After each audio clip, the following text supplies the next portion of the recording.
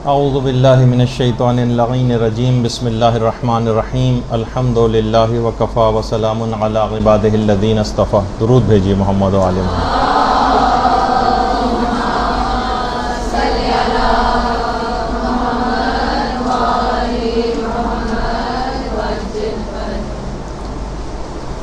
جو کہ اکثر دماغوں میں آتا ہے اور یہ پوچھا بھی جاتا ہے کہ ہم بہت سے نیک کاموں کی اہمیت سے آگاہ ہونے کے باوجود اس کو کر نہیں پاتے، ان کی توفیق ہی نہیں مل پاتی.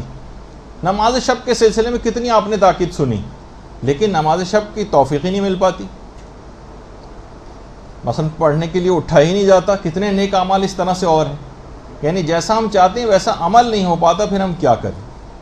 دوسرے الفاظ میں ہمیں توفیق نہیں ملتی ان کاموں کو کرنے کی. تو دیکھیے یہ بات یاد رکھ لیجئے کہ مشیت خدا اور بندے کا ارادہ جب آپس میں مل جائے تو توفیق وجود میں آتی. بندے کا ارادہ اور پروردگار کی مشیت، ان دونوں کو ملنا چاہیے. ان میں اگر کوئی ایک چیز بھی کم ہے تو توفیق نہیں ملے گی.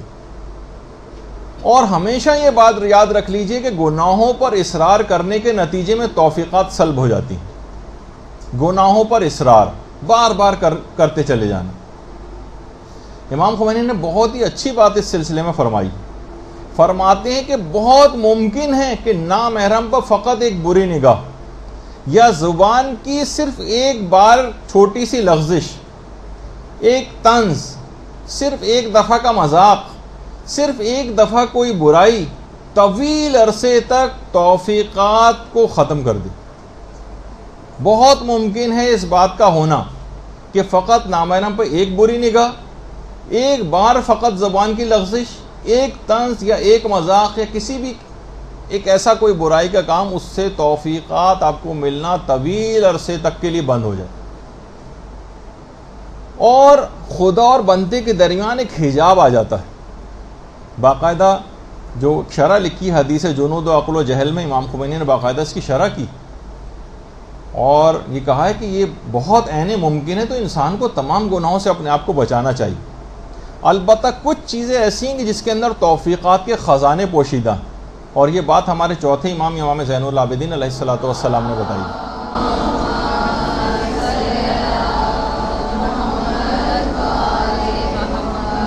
اور امام نے فرمایا کہ درود پڑھنے میں توفیقات کے خزانے پوشیدہ ہیں.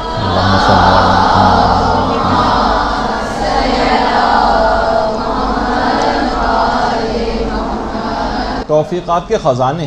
اور بہت سی روایات میں تو یہ ہے کہ گناہوں کی جڑ کٹ کے رہ جاتی ہے جتنا زیادہ انسان درود پڑھتا. اور دیکھیے توفیق کہتے ہیں ایسے اسباب پیدا ہو جائیں جس سے اطاعت خدا آپ کے لیے آسان ہو جائے، یہ بھی توفیق. اور اس سے مسلسل پھر نیک کاموں کا صدور ممکن ہو جاتا ہے. آپ کرنے جاتے ہیں لیکن کچھ ایسے گناہ حائل ہو جاتے ہیں آپ کی راہ میں کہ آپ کے لیے اطاعت خدا کرنی آسان نہیں ہوتی. ایسی جگہ مثلا آپ کی شادی ہو گئی، کسی فاسق و فاجر شخص سے شادی ہو گئی، وہ آپ کو مثلا پردہ نہیں کرنے دے رہا ہے، وہ آپ کو کوئی اور اس طرح سے کاموں میں روڑے اٹکا رہا ہے. مثلا آپ کے کوئی اور رشتہ دار ایسا ہے جو آپ کو ان کاموں سے میں رکاوٹ ڈال رہا ہے. آپ مدرسے آنا چاہتی ہیں، وہ لوگ نہیں آنے دے رہے ہیں. مثلا تعلیم دین حاصل کرنا چاہ رہی ہیں، کسی اور جگہ سے کوئی رکاوٹ آ رہی ہے. نیک یعنی اس کا مطلب ہے کہ توفیق مل نہیں پا رہی. تو توفیق حاصل ہونے سے کیا ہوتا ہے کہ اطاعت خدا میں آسانیاں پیدا ہوتی ہیں، نیک کاموں کا صدور ممکن ہونے لگتا ہے، اور گناہوں سے انسان پرہیز کرتا ہے جس سے اس کی راہ پر چلنا بہت آسان ہو جاتا ہے. یعنی توفیق کے معنی یہ. اب جو چیزیں توفیقات دلواتی ہیں اگر آپ اس کے اوپر عمل کرنا شروع کر دیں تو یہ راہ کی ساری حائل رکاوٹیں ہٹتی چلی جائیں گی. سوال یہی تھا نا کہ کتنے نیک اعمال ایسے ہیں کہ ان کی اہمیت سے ہم واقف ہیں لیکن ہم کر نہیں پاتے، ہمیں توفیق نہیں مل پاتی کہ ہم اس کام کو کر سکیں. تو ایک تو طریقہ ابھی آپ نے سن لیا کہ محمد و آل محمد پہ درود پڑھنا، یہ توفیقات کے خزانے اس کے اندر پوشیدہ ہیں. اللہم صلی علی محمد و آل محمد.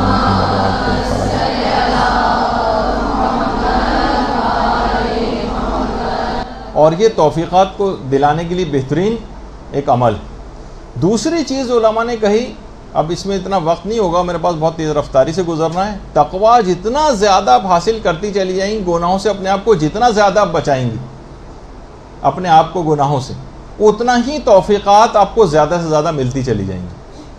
آپ عمل کر کے دیکھیے، ایک ایک کر کے گناہوں کو ٹارگٹ بنا کے کم کرتی چلی جائیں، آپ کو عبادات کی توفیقات ملتی چلی جائیں گی۔ اس کا اتنا وقت نہیں ہے، صرف ہیڈنگ ہی چاہیں تو لکھتی جائیں گی۔ دوسری چیز یہ ہے کہ جتنا علم بڑھاتی چلی جائیں گی اتنا توفیقات ملنی شروع ہو جائیں گی۔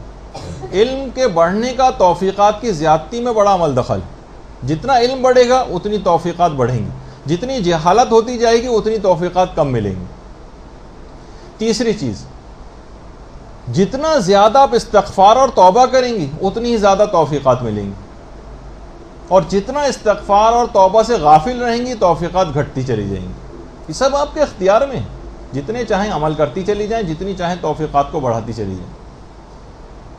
اگلی چیز، مخلوق خدا پر جتنے زیادہ آپ احسانات کریں گی، لوگوں کو سہولیات مہیا کریں گی، ان کو آسانیاں مہیا کریں گی، ان کے لیے مشکلات نہیں کھڑی کریں گی، اتنی ہی توفیقات آپ کو ملتی چلی جائیں گی۔ اور جتنا لوگوں کے لیے مشکلات کھڑی کریں گی، گھروں میں لڑائی جھگڑے کریں گی، ساسوں کے ساتھ لڑائیاں ہوں گی، بہوؤں کی ساسیں بہوؤں کے ساتھ لڑائیاں کریں گی، گھر کے اور رشتہ دار آپس میں غیبتیں کریں گے، ایک دوسرے کے خلاف جتنی چیزیں ہوتی چلی جائیں گی اتنا ہی زیادہ توفیقات گھٹتی چلی جائیں گی۔ مخلوق خدا کے لیے جتنی احسان اور آسانیاں آپ جمع کریں گی اتنی ہی زیادہ آپ کو توفیقات ملیں گی۔ اب آپ کو سمجھ میں آ رہا ہوگا یقیناً کہ توفیقات کیوں گھٹتی چلی جاتی۔ پھر اس کے بعد جتنی آپ کی نیت نیک ہوگی لوگوں سے متعلق اتنی زیادہ آپ کو توفیقات ملیں گی۔ چاہے عملاً آپ بہت سارے لوگوں کے خلاف بات نہیں کر پاتی، عملاً اقدام نہیں کر پاتی، لیکن آپ کی نیت ان کے متعلق صحیح نہیں ہوتی، ان کو آپ ترقی کرتے نہیں دیکھنا چاہتی، ان کسی اچھی جگہ شادی ہو جائے تو آپ حسد میں مبتلا ہو جاتی ہیں، کوئی اور نعمت کسی کو مل جائے تو وہ بظاہر اچھے بن کے ملتے ہیں لیکن دل سے نیت اور نیک نیتی آپ کے نہیں ہوتی۔ معاشرے کی بات کر رہا ہوں، خدا نخواستہ آپ اس سے مراد نہیں۔ تو جتنی نیک نیتی ہوگی اتنی توفیقات ملیں گی، اور جتنا دیگر لوگوں کے لیے برائی آپ کے دل میں پائی جائے گی اتنی توفیقات گھٹتی چلی جائیں گی۔ اسی طرح سے اچھا اور دیندار دوست یہ توفیقات کو ملنے میں بڑا معاون ثابت ہوتا ہے۔ اچھا دوست، اچھی دیندار سہیلیاں، اچھے دوست پیدا کرنا، وہ خود بھی نیکی کی راہ کے اوپر گامزن ہوتا ہے اور آپ کو بھی اپنے ساتھ لے کر چلتا ہے، اور نئی نئی نیکیاں آپ کو کرنے کو ملتی۔ اسی طرح سے دعا کرنا یہ خود توفیقات دلواتا ہے۔ جتنا آپ دعائیں کریں گی، جتنی آپ پروردگار عالم سے حاجتیں طلب کریں گی، جتنے زیادہ ائمہ کے واسطے دیں گی دعاؤں کے سلسلے میں، جتنی دعائیں ہوں گی اس کے مقابلے میں اتنی ہی زیادہ آپ کو توفیقات ملیں گی۔ اور اسی طرح سے علماء نے فرمایا کہ جتنا آپ کا صبر مصیبتوں کے اوپر، پریشانیوں کے اوپر بڑھے گا اتنی ہی آپ کی توفیقات میں اضافہ ہوگا، اور جتنا آپ بے صبری کا مظاہرہ کریں گی، کسی نے ذرا سا آپ کو کچھ کہہ دیا آپ بڑھ کے اس کو جواب دینے لگیں، کسی نے ذرا سا آپ کے خلاف بات کہہ دی تو آپ بھی اس کے پیچھے لگ گئیں، توفیقات کم ہوتی چلی جائیں گی۔ ان اللہ مع الصابرین جب بھی کہا جاتا ہے اللہ صبر کرنے والوں کے ساتھ ہے، جب اللہ ساتھ ہو جائے گا تو کتنی توفیقات حاصل رہیں گی۔ اور اسی طرح سے نیک کاموں کی تلاش اگر آپ کرتی رہیں گی کہ رضایت خدا کس چیز میں، جیسے کہ ہم نمازوں کا سلسلہ چل رہا ہے، بہتر سے بہتر نماز کیسے پڑھیں، ثواب کس میں زیادہ ہے، ثواب کس میں زیادہ ہے، کوئی بھی عمل آپ کرنے جا رہی ہیں فوراً یہ دیکھیں کہ کون سا طریقہ ایسا ہے میں زیادہ سے زیادہ خوشنودی خدا حاصل کر سکوں۔ نیک کاموں کی تلاش میں رہیں، یہ نہیں کہ بس وہ 2-4 چیزیں آپ نے پکڑ رکھی ہیں بس اس کے علاوہ کسی طرف نگاہ نہیں، نئی سے نئی چیزیں نیک کاموں کی تلاش کریں، خود بخود توفیقات آپ کے پیچھے پیچھے آئیں گی۔ تو بہرحال دل کو اگر مائل کیا جائے، نیکی کرنے کا ارادہ کیا جائے اور مستحکم ارادہ کر لیا جائے اور پوری قدرت و استطاعت کے ساتھ اس کو وجود میں لایا جائے تو خود بخود پھر علماء فرماتے ہیں کہ توفیق مل جائے گی۔ یعنی مصمم ارادہ کریں اور عمل کر ڈالیں، پھر آپ دیکھیں کہ توفیقات آپ کو کیسے ملتی۔ تو یہ ایک سوال اس کا بھی جواب ہو گیا کہ ہم بہت سی چیزوں کو نہیں کر پاتے ہیں لیکن اس میں ہمارا اپنا قصور ہوتا ہے، جو کہ آپ نے سارے قصور بھی سن لیے، اور اس کے برخلاف کون سے اعمال کریں تو ہمیں اس کو راہ سے ہم اپنی تمام رکاوٹیں ہٹا دیں گے اور ہمیں توفیقات کے خزانے حاصل ہونے لگیں۔